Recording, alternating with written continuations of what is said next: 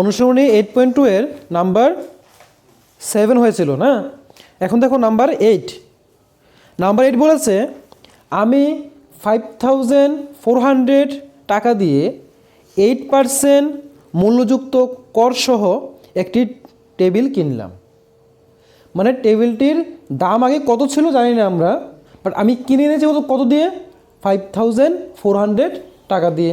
এবং বলেছে এই যে 5,400 টাকাটা তার সাথে কি আছে, 8% মূল্যযুক্ত কর যুক্ত করা আছে।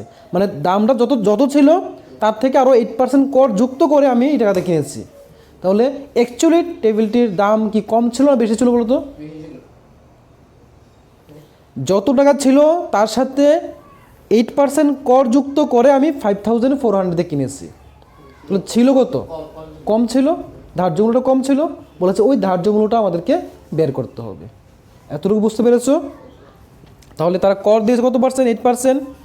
আর এখন 5,400 দিয়ে কিনে এনেছে।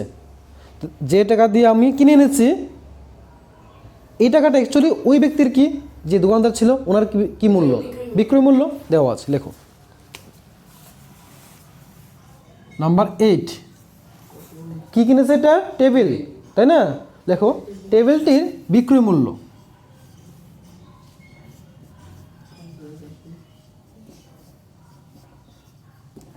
টেবিলটির বিক্রয় মূল্য দেওয়া আছে 5,400 টাকা। বুঝতে পেরেছো? সবসময় কিন্তু যে বিক্রি করেছে তার রেফারেন্সে ধরবে অ্যাকচুয়ালি কি ক্রয় মূল্য না বিক্রয় মূল্য। আমরা কিনে আনলে আমরা কোন দোকান থেকে কিনে আনি, ছাড় দিলে উনি দেয়, তাই না? করযুক্ত হলে উনিই করেন, তার মানে ওনার রেফারেন্সে ধরতে হবে আমাদের। এতটুকু বুঝতে পেরেছো? এবং কর কত দেওয়া আছে? 8%। লেখো কর 8%।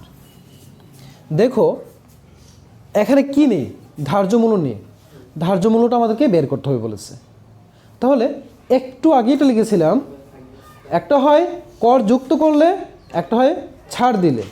যখন কর যুক্ত করা হয়, যে আমরা 6 নাম্বার যে আমরা করেছিলাম ওখানে কর যুক্ত করে করেছিলাম, তখন কি ছিল দেখো নাও তো একটু। ছিল বিক্রয় মূল্য, এরকম ছিল বিক্রয় মূল্য, মিলিয়ে নাও একটু দেখো বুঝো কি না। বিক্রয় মূল্য ইকুয়াল টু উপরে ছিল 100 প্লাস কর ছিল তো এটা, ইন্টু ছিল কি ধার্য মূল্য, নিচে ছিল 100। তো এটা আমরা জানি।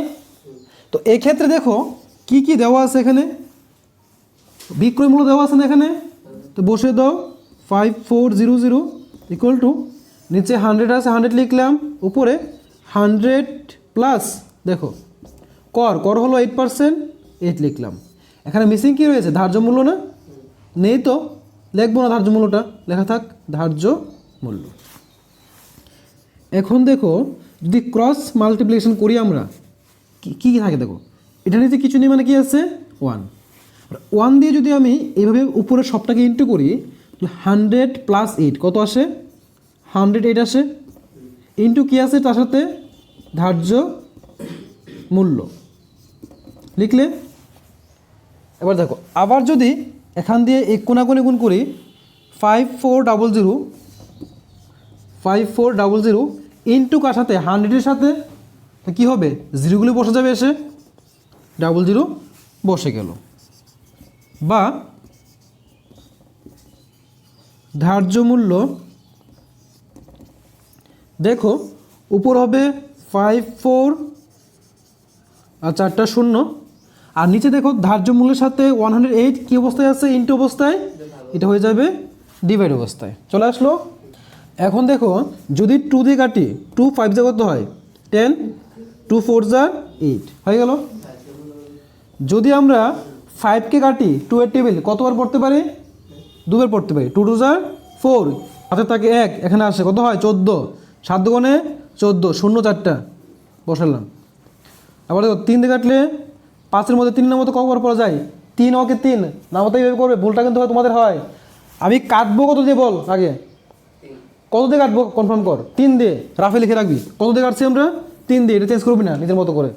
3 দিয়ে কাটবি, 3 হতে পর 3 ওকে 3, 3 দোকানে 6, কত আছে এটা? আছে কত? 5, 5 আছে, 6 যাওয়া যাবে তো 3 একে 3, আঙ্গুলে কত কত নম্বর করে আছে? 1, খাতায় 1 বসবে। ছিল কত? 2, মানে 5 ছিল 3 হয়েছে, থাকে 2, 2 এসে বসবে কোথায়? এখানে 24, আবার 3 হতে পর 3 ওকে 3, 3 দুগুণে 6, 3 থেকে 9, 3 4 12, 3 5 15, তারপরে 3 6 18, 3 7 21, 3 এটা কত হয়? 24, কত আসছে আঙ্গুলের মধ্যে? আঙ্গুলে করে যা আসবে তা খাতে লিখবি। কত আসলো? 18। নিচে কেটেছি মনে রাখবি, উপরে কাটা হয়েছে কোনো? হয়নি। নিচে যত দিয়ে কাটবো আমরা উপরে সেম সংখ্যা দিয়ে কাটবো, উপরে সবটাকে একটা টান দিয়ে কাটবো। কাটবো কত দিয়ে বলতো? উপরে বলে গেছিস। কত দিকে কাটলাম আমরা এটা? আবার 9 বলছিস কেন? 3 দিয়ে কাটবি। নিচে যত সংখ্যা দিয়ে কাটবি সেম সংখ্যা দিয়ে উপরে কাটবি, নিচে উপরে কাটা শেষ, তারপরে আবার দেখবি কত দিয়ে করা যায়। 3 দিয়ে, 3 দিয়ে প্রথম দেখবো এটা, এটা কত? এটা কত? এটা 2, 3 দিয়ে 2 কে ভাগ করা যায়? করা যায় না। যেহেতু 3 দিয়ে করা যায় না তাহলে কত নেব? 2টা নেব। কত আসলো? আবার 3 হতে পর 3 ওকে 3, আঙ্গুলে করবি, প্রত্যেকবার বলি, মুখে মুখে বলে ভুল লিখবি না। 3 ওকে 3, 3 দুগুণে 6, তারপরে 3 3 9, 3 4 12, 3 5 15, 3 6, 3 7, 3 8, 3 9, কত আসলো আঙ্গুলের মধ্যে? 9, 9 লিখবি। 0 কটা আছে এখানে? 4টা। হয়েছে? উপর নিচে কমপ্লিট হয়েছে। আবার এখন বল কত দিয়ে কাটবি কনফার্ম কর আগে। উপরে আছে কত? একক, দশক, শতক, হাজার, 90,000, নিচে আছে 18, বল কত দিয়ে কাটবি? 9 দিয়ে কাটবি তো? কনফার্ম? রাফে লিখে নিবি কত দিয়ে কাটছিস এটা। এখন কোথায় কোথাও কেটেছি আমরা? কাটিনি। কোথায় কোথায় কাটবো? একবার নিচে একবার উপরে। কোথায় কাটবো? একবার নিচে একবার উপরে। কত দিয়ে কাটবো এটা? 9 দিয়ে। কত আছে এটা? কার নাম মতো পড়বি তাহলে? নাম মতো পর। কত হয় বল? হ্যাঁ মিলেছে। কত মধ্যে এসছে এটা? 2, কেটে 2 লিখবি। উপরে কাটবো তো? কত দিয়ে কাটবো? 9 দিয়ে। 9 একে 9, আর শূন্য কটা? 4টা, বসিয়ে দে। এখন নিচে 2 আছে, উপরে 10,000, তো 2 একে 2, 5 দুগুণে 10, শূন্য কয়টা? 3টা, তো ইকুয়াল টু কত পেলাম? 5000। তারা কি বলেছিল যে করযুক্ত মূল্যযুক্ত কর ছাড়া টেবিলটির দাম কত? কি লিখবি? মূল্যযুক্ত কর ছাড়া টেবিলটির দাম হলো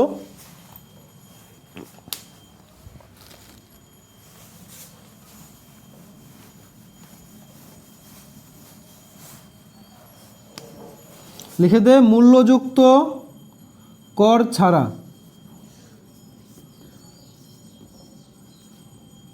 মূল্যযুক্ত কর ছাড়া টেবিলটির দাম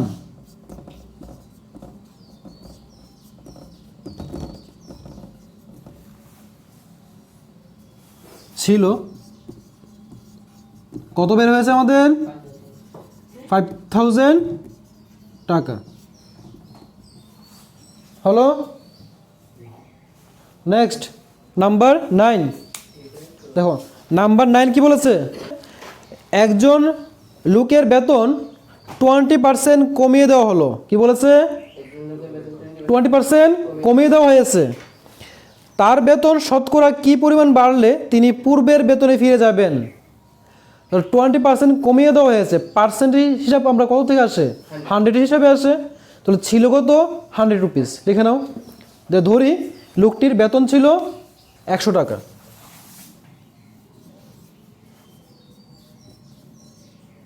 ধরি লোকটির বেতন ছিল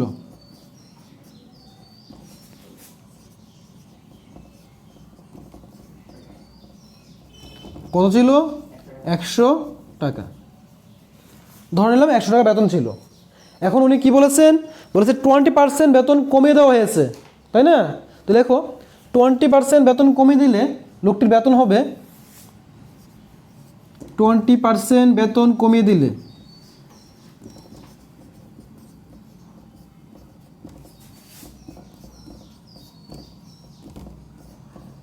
লোকটির বেতন হবে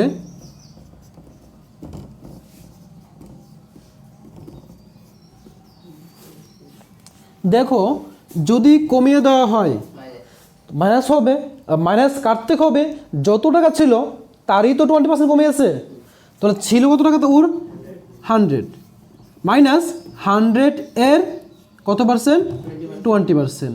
কথার অর্থ বুঝতে পারলে? ছিল 100 টাকা, তার থেকে কমবে, কত কমবে 100 এর 20%, তাহলে 100 লিখো মাইনাস 100 এর, এর বলতে কি বুঝো তো ইন্টু, আর 20% মানে কি 20/100, পার্সেন্টেজ তোলার জন্য কি করতে হয় 100 দিয়ে ডিভাইড করতে হয়, মনে থাকবে 20% মানে কি 20/100। এখন কাটো, দেখো উপরের 100 নিচের 100 কেটে দাও, কি থাকে 100 মাইনাস 20 ইকুয়াল কত হলো 80। তাহলে বর্তমানে ওর বেতন কত 80 রুপিস। দেখো যদি ব্যক্তিকে পূর্বের বেতনে ফিরে যেতে হয় তাহলে তার কত টাকা বাড়াতে হবে বলো তো? 20 টাকা বাড়াতে হবে। লেখো যে পূর্বের বেতনে ফিরে যাওয়ার জন্য, পূর্বের বেতনে ফিরে যাওয়ার জন্য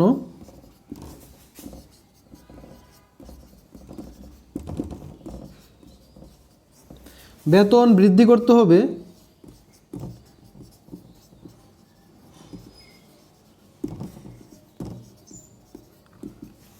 দেখো আগে ছিল কত 100, এখন পেয়েছি কত 80 এত টাকা ইকুয়াল টু কত 20 টাকা। তো পেয়ে গেলাম যে পূর্বের বেতনে ফিরে যাওয়ার জন্য বেতন বৃদ্ধি করতে হবে 20 রুপিস অর্থাৎ 20 টাকা। এতটুকু বুঝলে কি না? হ্যাঁ শিওর তো? সবাই এতটুকু বুঝতে পারলে?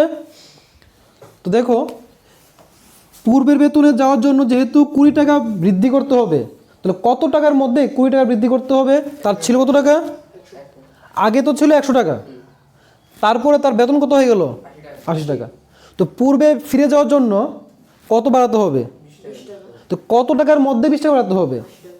80 টাকার মধ্যে 20 টাকা, 100 টাকা না কিন্তু, 100 তো তার মূল বেতন ছিল, কমার পর 80 রুপিস হয়েছে, তার সাথে আরও 20 রুপিস প্লাস করলে আসবে আমাদের কত 100 রুপিস। লেখো যে 80 টাকার মধ্যে মূল্য বেতন বৃদ্ধি করতে হবে 20 টাকা, এভাবে লেখো 80 টাকার মধ্যে, তারা তো শতকরা বলেছে না কত পার্সেন্ট বৃদ্ধি করতে হবে, দেখো 80 টাকার মধ্যে বেতন বৃদ্ধি করতে হবে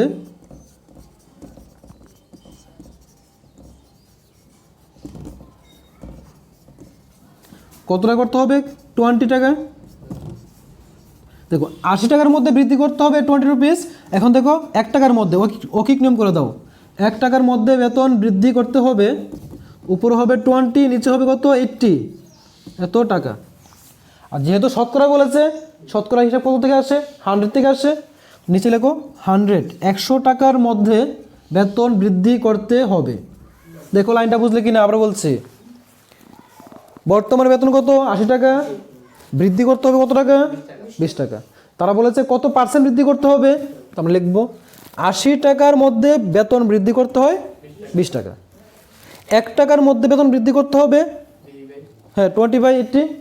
আর কত পার্সেন্ট বলেছে, তাহলে 100 টাকার মধ্যে বেতন বৃদ্ধি করতে হবে 20/80 ইন্টু 100 টাকা, ব্যাস। দেখো নিচের 0 উপর 0 কেটে দিই, আবার দেখো যদি আমরা 2 দিয়ে কাটি 2 1 2, 2 4 কত হয় 8 হলো, 4 দিয়ে যদি 100কে কাটি কত আছে 25 না? দেখো তো